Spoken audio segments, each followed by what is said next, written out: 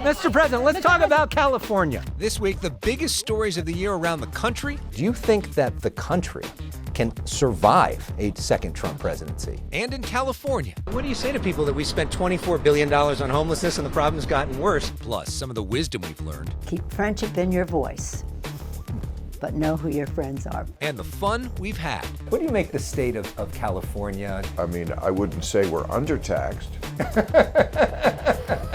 Broadcasting across California, you're watching The Issue Is. And welcome to The Issue Is. I'm Alex Michelson. This week, a look back at how we covered a wild, unprecedented, and unforgettable year in politics, and the lessons we can learn from it. We begin with the biggest story of all, the presidential campaign. This is the official plane of the Vice President, Air Force Two, and we're hitching a ride on the way to San Jose. We joined Vice President Kamala Harris on her National Reproductive Freedom Tour. Do you think that the country can survive a second Trump presidency?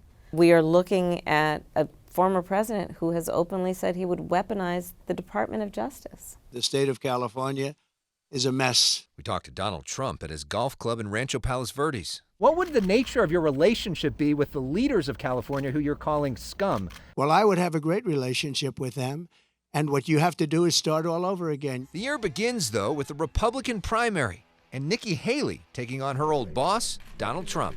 He's never once talked about the American people. That should send a chill up everyone's spine. All that being said, is he still better than Joe Biden?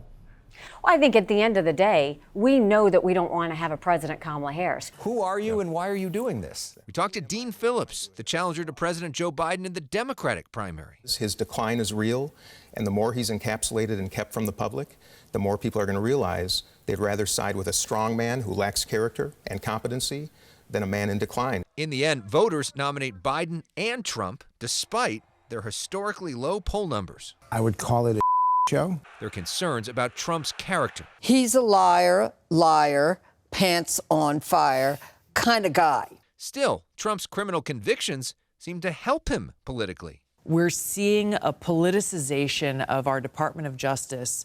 There's growing bipartisan concerns about the president's age. 86% of the country believes that Joe Biden is too old to run for president. Why are they wrong? Look, maybe it's because they don't see the Joe Biden that I see. It would behoove him to get out there more, to talk more, because I think the less you talk, the higher the stakes are when you do. Are you worried that he may be perceived as old and weak and not in control? Well, I think the chaos is, to your point, something that people vote against. Robert F. Kennedy Jr. leaves the Democrats to run as a third-party candidate. Why do you want to be vice president? We do the first interview with his VP pick, Nicole Shanahan. Are there any vaccines that you think should be mandated for children? I believe in medical freedom. Biden asked for the earliest ever presidential debate, one-on-one with Trump on CNN.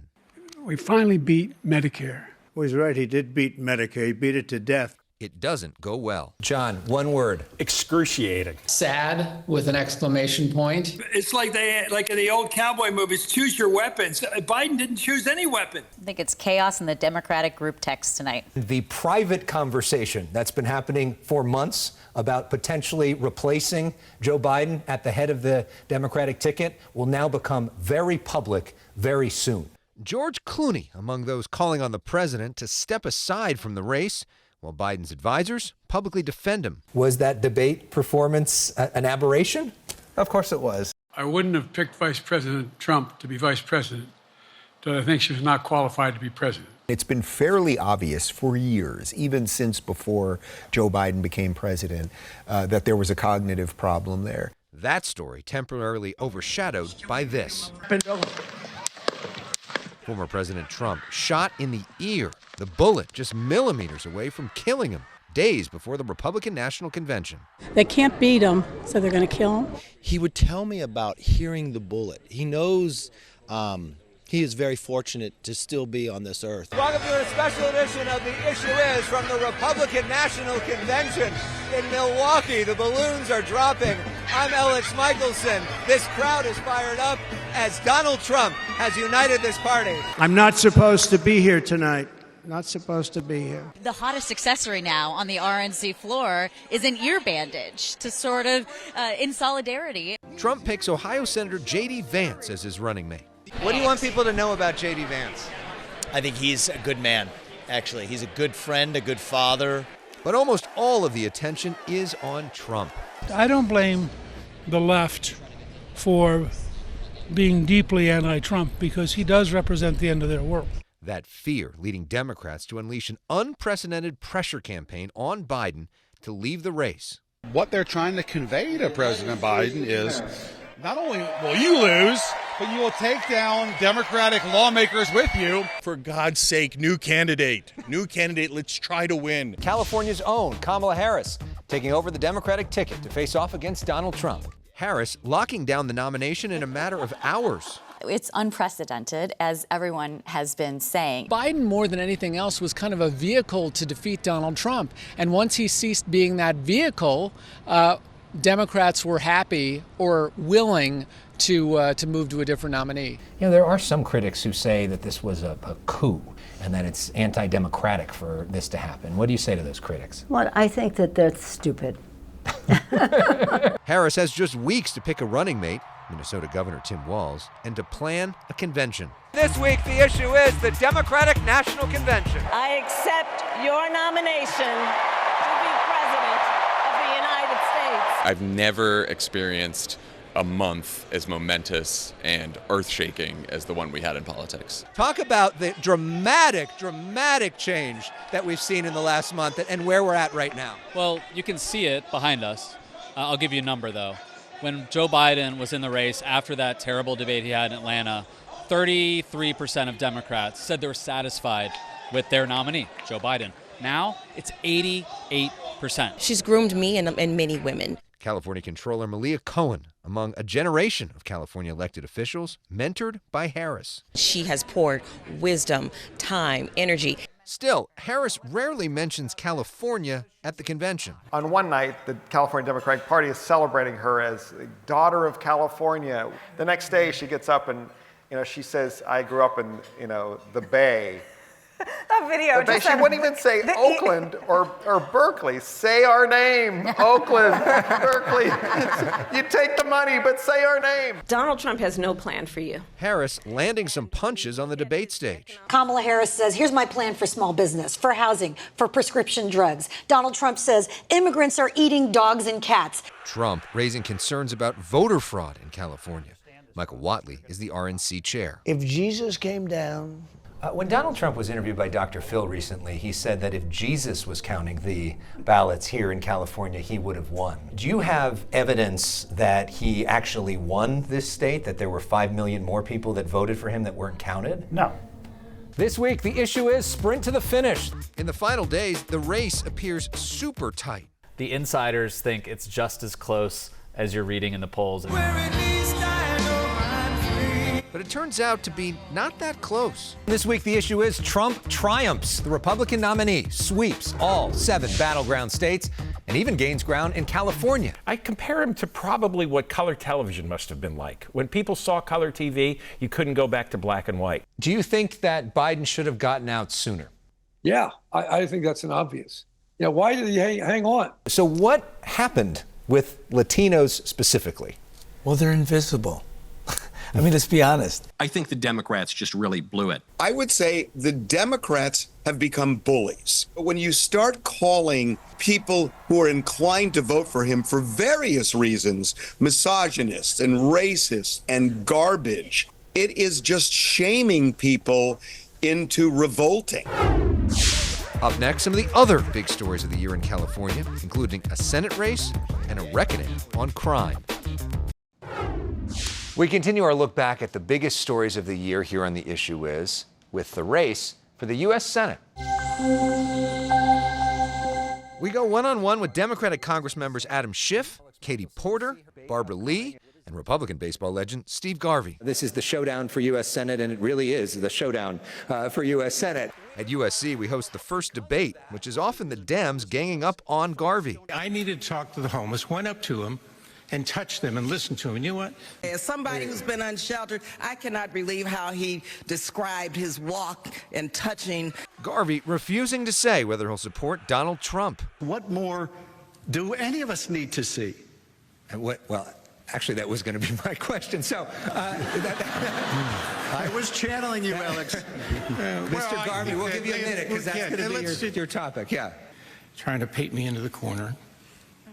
Trying to call me MAGA. Once a Dodger, always a Dodger. Why are you backing Congressman Adam Schiff? Schiff emerges as a frontrunner. I want us to have the strongest possible person in the Senate. Steve Garvey, the leading Republican. Schiff spends millions to lift Garvey into the general election. So we want to show people why Schiff has been doing this strategy. Here's a hypothetical matchup. Schiff, Garvey, November. Schiff starts out up 15 points. If it is Schiff versus Porter, look at this. They're tied. How you doing tonight? Schiff's strategy works, and he essentially wins the election on primary night and talks with us the next day. You launched your campaign on our show. You did our first debate with us, and now your first in-person interview after this with us. So I guess we're good luck for you, You right? are good luck. What would your advice be to Steve Garvey? It's California. So I'd be tempted to steal all the campaign money and, leave town because it's mathematically very hard. Garvey doesn't do any major campaign events for himself in the closing weeks of the general. On election night, Schiff wins big, but so does his political nemesis, Donald Trump. Alex, I have to tell you, on election night, somebody gave me a quote from one of my favorite movies, The Big Lebowski, which kind of summarized the election this year for me. And that quote is, sometimes you eat the bear, and sometimes the bear, well, he eats you. And that seemed to be a good summary of things this year. Which one are you in this scenario? Are you eating or being eaten? A little of both, honestly, this election. We have always said that the House majority is going to go through California. I think that's absolutely true. We talked to the candidates in California's closest House races. The biggest difference is that a Democratic House might actually get something done. The Republican House wants to be tough on crime. In the end, Democrats George Whitesides, Derek Tran, and Adam Gray flip seats from red to blue. But Republicans barely retain control of the House.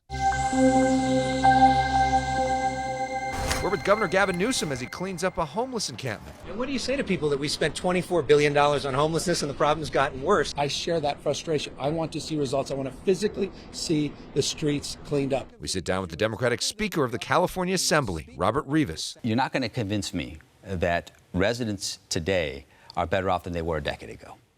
And that's the problem. There have been Democratic supermajorities, there have been Democratic governors, and if the situation's gotten worse, shouldn't there be a leadership change? Sure, look, and that's my focus. One Democratic state senator switches parties. In California, we have seen the pendulum swing so far in the areas of crime, homelessness. Prop 47 was not perfect. On the crime issue, we cover the effort to reform Prop 47 with Prop 36, which allows felony charges and increases sentences for certain drug and theft crimes. This is the wrong solution. There's a big gap between where ordinary Californians are and the political establishment in Sacramento. Prop 36 wins by almost 37 points, despite the state's Democratic Party leadership opposing it. If these politicians are being honest with themselves, there should be a bit of a come to Jesus moment of like, where was the disconnect? We also moderate multiple debates in the race for LA County District Attorney, where there's a strong push to oust incumbent George Gascon. Do you feel safe in LA County right now? You know, I do. I mean, when you look at where crime is heading, basically the most extreme pro-criminal policies in LADA history. Discharge the duties. In the end, Hochman wins by almost 20 points.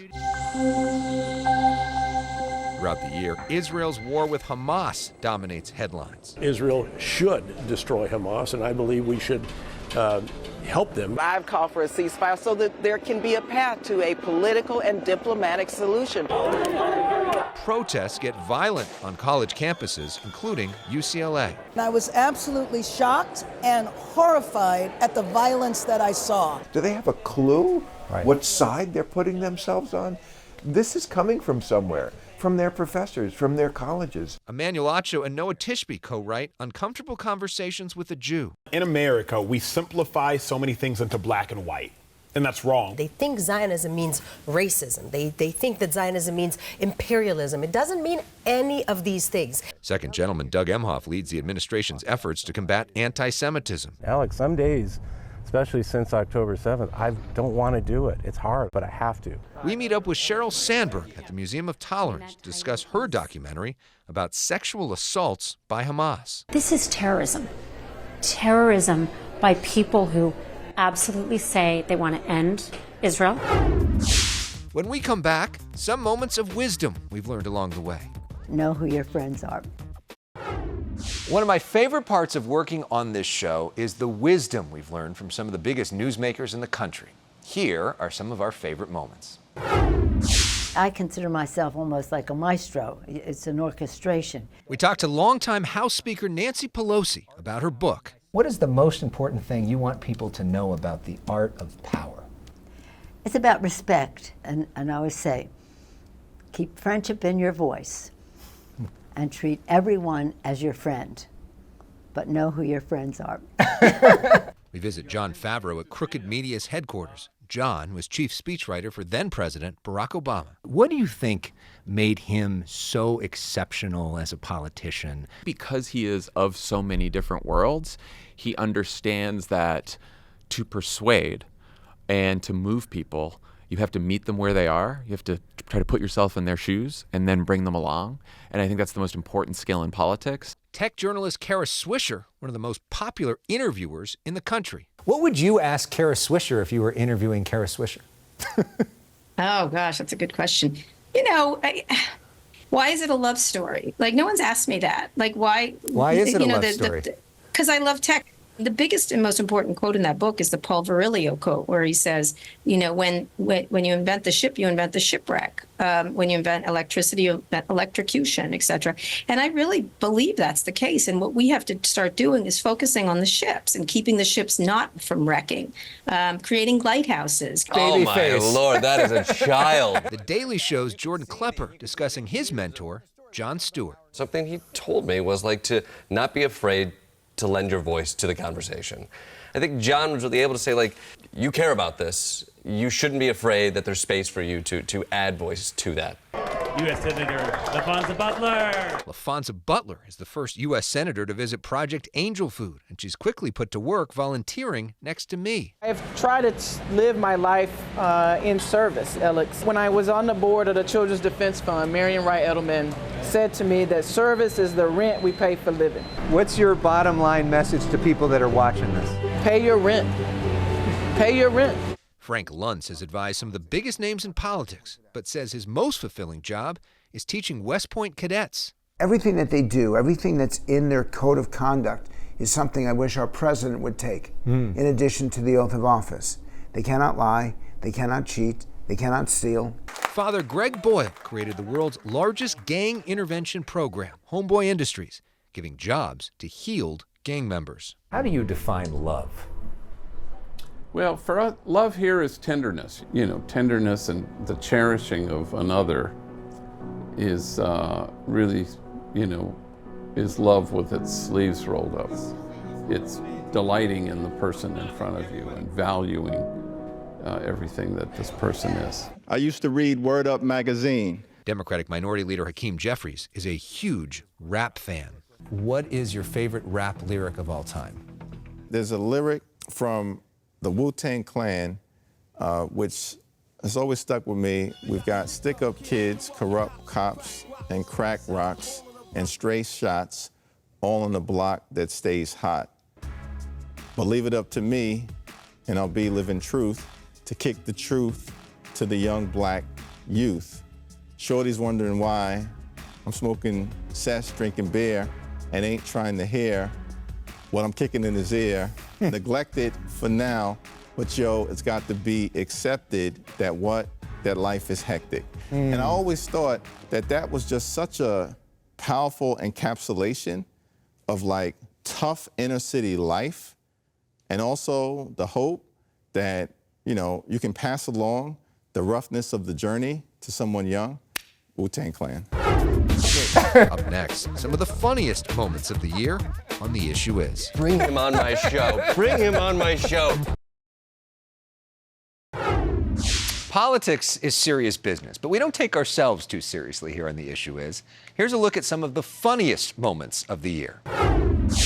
What do you make the state of California? I mean, I wouldn't say we're undertaxed.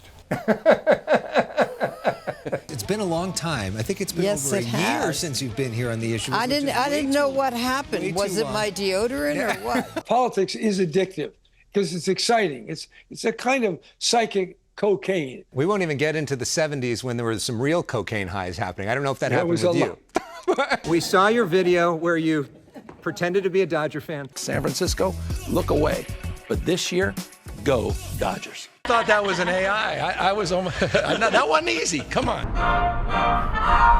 But the signature room is the Oval Office, full of photos of Frank with presidents and a bed that now serves as a guest room for Frank's friends. I wanted to say to my friends, you can sleep in the White House and you don't have to be an intern.